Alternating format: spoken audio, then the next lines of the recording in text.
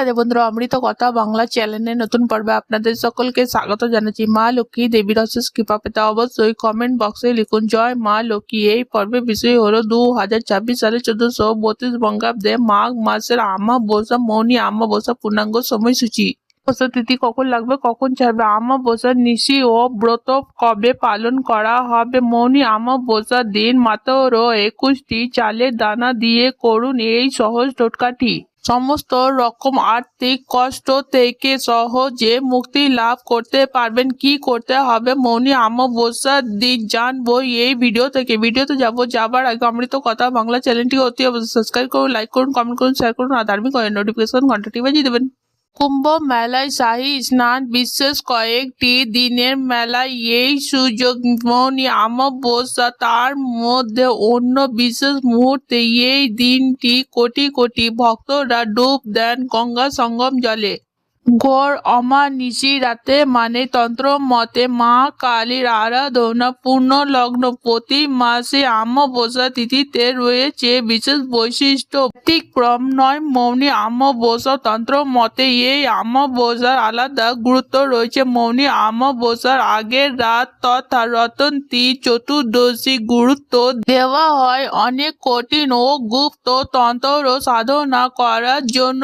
এই রাতকে ভীষণ ভাবে উপযুক্ত মনে করেন সাধকেরা। তাদের মতে এই রাতের কোনো এক বিশেষ মুহূর্তে সাধকের মোক্ষ সম্ভব হয়। সাধক তার চরমতম গুপ্ত সাধনা এই রাতেরে সম্পূর্ণ করতে পারে। তবে এই বছর মৌনী আমাবস্যা অন্য এক কারণে বিশেষত গুরুত্ব পেয়েছে। কুম্ভের শাহী স্নান কথা বলছি। এই দিনটিকে বেছে নেওয়া হয়েছে কুম্ভের গুরুত্বপূর্ণ দিনগুলির মধ্যে এক হিসাবে।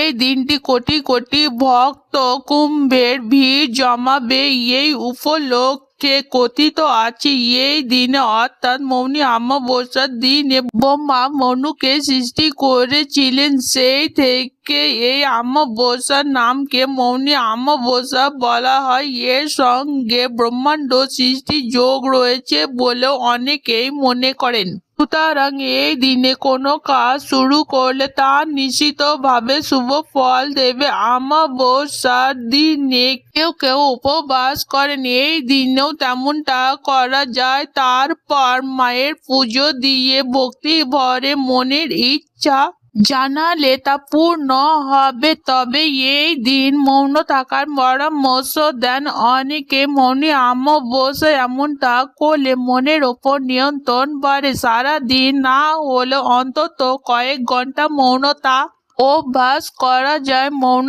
আমাবস্যায় মৌনতা পালন করলে এই দিন চিন্তা শক্তির বিকাশ ঘটাতে পারবেন, নিজেকে শান্ত করতে পারবেন। পাশাপাশি এই দিন যদি কেউ কুম্ভ মেলায় স্নান করতে পারেন তাহলে বিশেষ পুণ্য অর্জনের সুযোগ মিলবে। সব মিলিয়ে মৌন আমাবস্যার গুরুত্ব অসীম। 2026 সালে 1432 বঙ্গাব্দে মৌন আমাবস্যা পূর্ণাঙ্গ সময়সূচি। মৌন আমাবস্যা তিথি শুরু হবে 17 জানুয়ারি 2026, 3রা মাঘ 1432 শনিবার রাত্রি 12:15 পর থেকে। আমাবস্যা তিথি সমাপ্ত হবে 18 জানুয়ারি 2026 বাংলা 4ঠা মাঘ 1432 রবিবার রাতের 1:32 মধ্যে। 2026 সালে 1432 বঙ্গাব্দে মৌন আমাবস্যা ব্রত উপবাস ও নিশি একই দিনে পালিত হতে চলেছে, অর্থাৎ 18 জানুয়ারি 2026 বাংলা 4ঠা মাঘ 1432 রবিবার। আমাবস্যার দিন গঙ্গা স্নানের সব থেকে ভালো সময় হবে 18 জানুয়ারি রবিবার সকাল 7টার পর থেকে দুপুর 1:42 মধ্যে। এছাড়া গঙ্গা স্নানের জন্য মৌন আমাবস্যার সারাদিনই শুভ সময় রয়েছে। রাতের 1:32 পর্যন্ত মৌনী আমাবস্যার দিন চাল দিয়ে করুন এই উপায়টি করার মাধ্যমে সমস্ত রকমের অর্থ সংকট দূরে যায়। টাকা রোজগার করলেও ধরে রাখতে পারছেন না, তার ফলে আর্থিক কষ্টে ভুগছেন, তাহলে চালের দানা দিয়ে করুন এই সহজ টোটকাটি।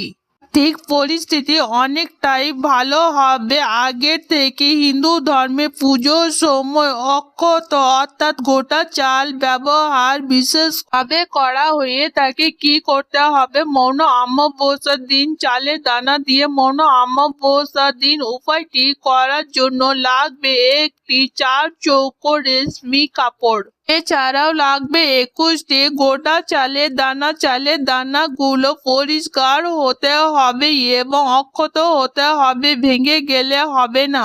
21টি অক্ষত অর্থাৎ গোটা চালের দানা লাগবে। উপায়টি করার জন্য অমাবস্যার দিন সন্ধ্যাবেলায় স্নান সেরে শুদ্ধ বস্ত্র পরে মা লক্ষ্মীর পুজো করতে হবে। লক্ষ্মীনারায়ণের পুজো এই দিন করতে হবে বাড়িতে। এই দিন বাড়ির ঠাকুর ঘরে একটি ঘিয়ের প্রদীপ জ্বালতে হবে এবং একটি তুলসীর তলায় ঘিয়ের প্রদীপ জ্বালতে হবে। এরপর মা লক্ষ্মীকে সাদা মিষ্টির ভোগ অর্পণ করতে হবে।